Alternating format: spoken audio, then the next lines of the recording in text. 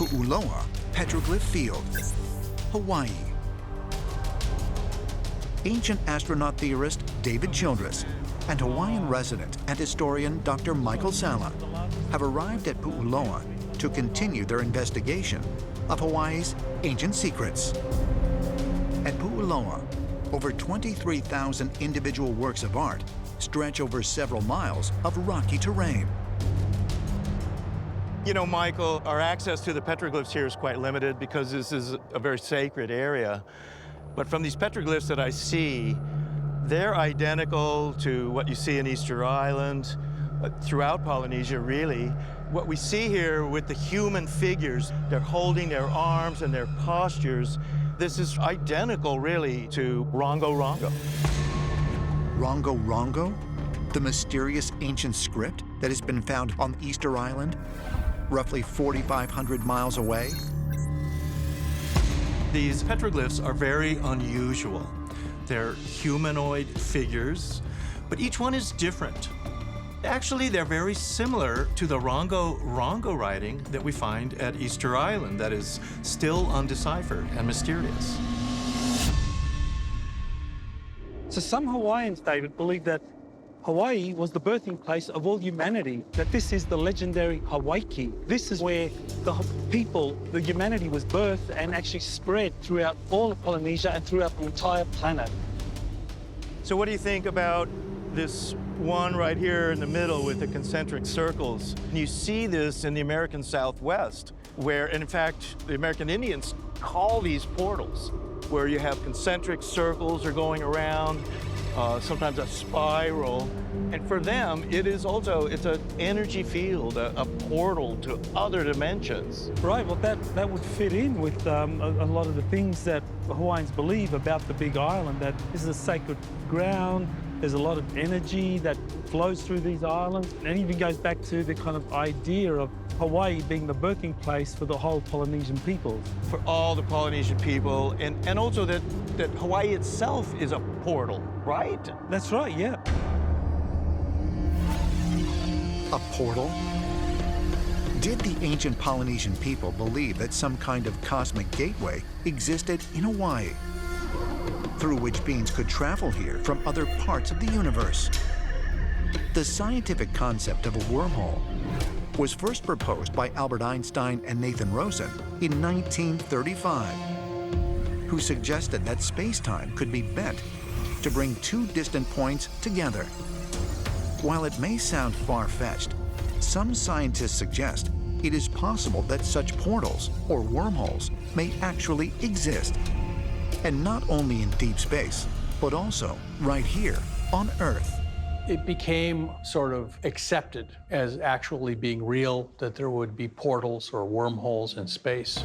But as we deepen our understanding of physics, it raises the possibility of wormholes and portals being able to be accessible here on Earth. It appears possible, theoretically, to manipulate electromagnetic fields and change the structure of space-time, perhaps dramatically. Now, can this happen in a geophysical realm? Possibly. The Earth has a magnetic field, it has an electric field, and those vary from place to place. Would there be areas on Earth where perhaps might be prone to space-time instability, changes in topology, doors, portals opening and closing? It's very possible. According to geologists, the undersea magma source called the Hawaii Hotspot continues to give birth to new volcanoes. And the volcanic rock produced by these volcanoes are rich in crystalline materials that are capable of producing electromagnetic fields by means of what scientists refer to as the piezoelectric effect. If you have a region with an electric field anomaly, and if you can create strong enough electromagnetic phenomenon, you can perhaps change the geometry of space-time, leading to portal-like phenomenon. Does the unique geography of Hawaii offer the perfect conditions for the shifting of electromagnetic energy? Conditions that could actually bend space and time, resulting in the creation of a time-space portal? According to many ancient astronaut theorists, the answer is a profound yes. Hawaii was the place where a lot of humanity and extraterrestrials were able to travel through to go to other places throughout the Pacific and the entire planet. And that's been happening for centuries, millennia, and it's even happening now. Giza, Egypt. In 1977, and then again in 1987, electronics engineer and inventor Joe Parr conducted experiments on the top of the Great Pyramid. Using equipment of his own design, Parr measured the pyramid's electrical, magnetic, and radioactive properties. Joe Parr, who was my very close friend and research colleague, discovered what I believe is the most incredible discovery about the Great Pyramid and pyramids in general. Joe believed that the pyramids had an energy field around them. All pyramids had it. The problem is the pyramid energy field was usually not strong enough. So he developed in his laboratory a method for generating this pyramid energy, so then he could actually do scientific studies on it. Over the last few decades, people have been experimenting with pyramids. What has come to the forefront of this is the fact that pyramids are an enigma. They really have powers which are very hard to explain. And so people like Joe Parr have been looking into this. When somebody goes to the top of the Great Pyramid and experiences this weird electromagnetic vibration, this is not just a coincidence, but this has to do with the fact that the Great Pyramid is causing this.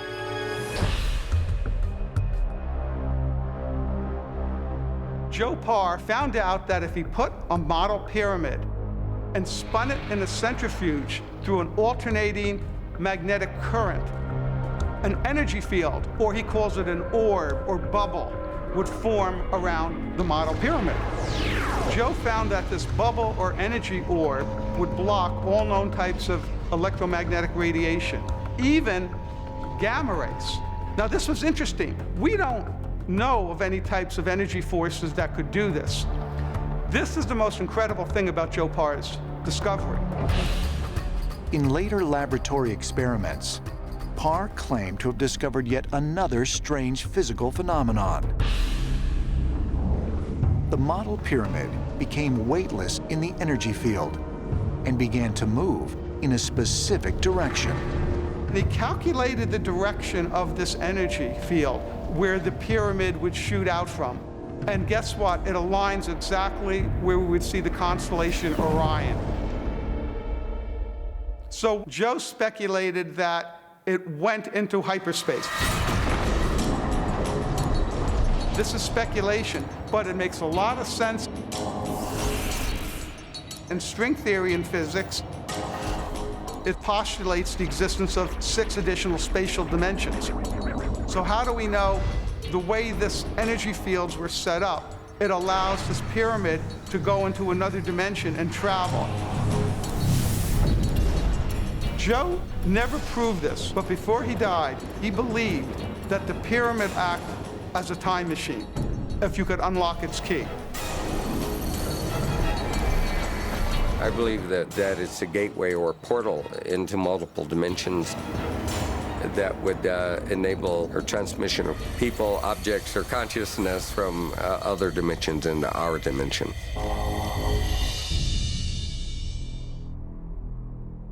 Is it possible, like Joe Parr believed, that the Great Pyramid could facilitate travel through interdimensional space?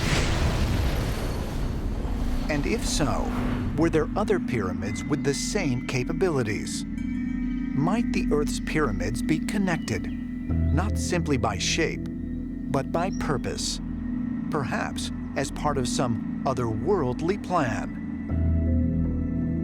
The ancient people were all building these same pyramids because it was a way for them to tap in to the natural energy of the Earth. And you have to think that whoever is guiding such a precise network of pyramids must have been a very advanced culture, probably extraterrestrials. In all of this, I have one single question. Where are the blueprints? If all of this was so incredibly important, then wouldn't you think that we would have at least one record of some type of a blueprint? And the reality is, there is not a single piece. Why? Could it be because the blueprints have disappeared? All human beings understand numbers. All of us live in a physical universe where things come in different numbers. And so different cultures will highlight different numbers as particularly important, ritualize them, and make them culturally important. We see widespread use of the number 3 in European traditions, but also we see it in selected traditions around the world too. These number traditions can become very, very powerful and connect cultures together.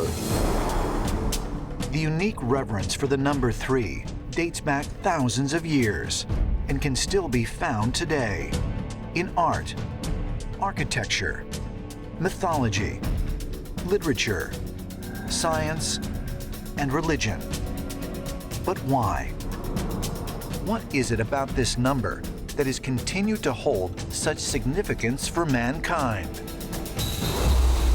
If you think of our lives, we have a past, a present, and a future. Our story falls neatly into 3. Throughout folklore and mythology, we find the number 3. Something about 3 is trying to get our attention, trying to tell us something. The number 3 comes up many, many times in Judeo-Christian scriptures. Jonah is in the belly of the whale for 3 days. In Genesis, the waters are separated from the earth after 3 days. In the New Testament, Jesus in the tomb for 3 days. There's just a special significance there. The Giza Plateau, Egypt. 3 great pyramids line the desert just outside of Cairo. Constructed more than 4,000 years ago, this unique trio of monuments is arguably the most recognizable in all the world. The pyramids also employ the most magnificent use of triangles in architecture. You had in ancient Egypt what we might think of as a Masonic tradition.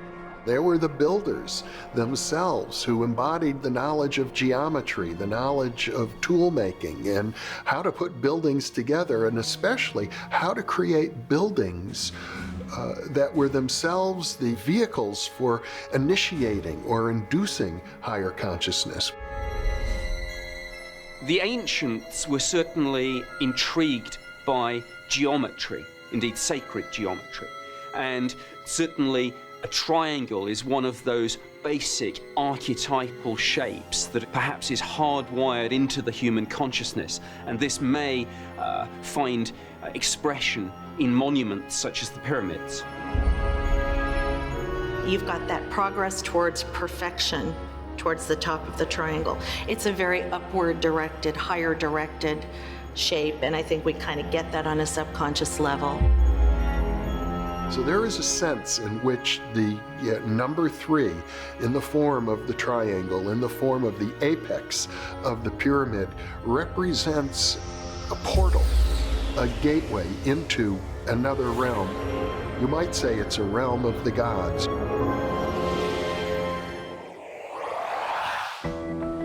In June 2019, ancient astronaut theorists David Childress and Michael Salla arrive in Pu'u. They are eager to get a personal tour of the sanctuary and to hear a first-hand account of its history, creation, and mission.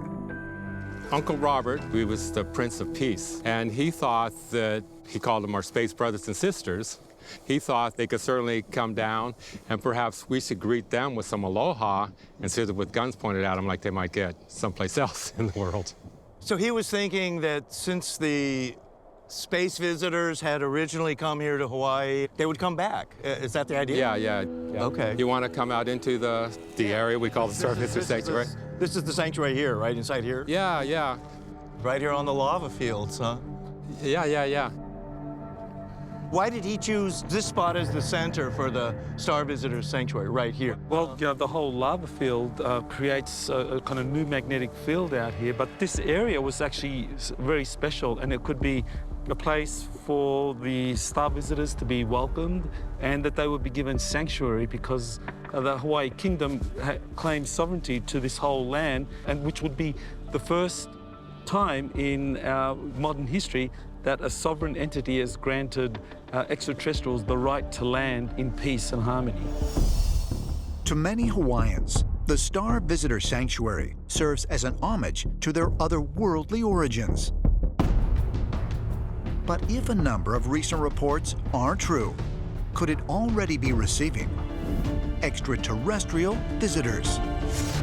So since you started this Star Visitor Sanctuary, has there been some unusual activities or incidents here, or things you've seen?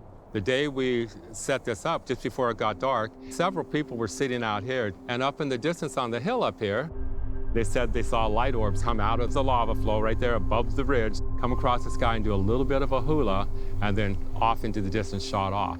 And I mean, wow, probably 30 people were here seeing it, and the next day the lava started flowing again. So they felt this was a sign from the Star Visitors that they were glad the Star Visitor Sanctuary was here? Perhaps validation of what we're doing, perhaps coincidence. But I do believe that there's a portal hanging out in this particular area, opening to different places.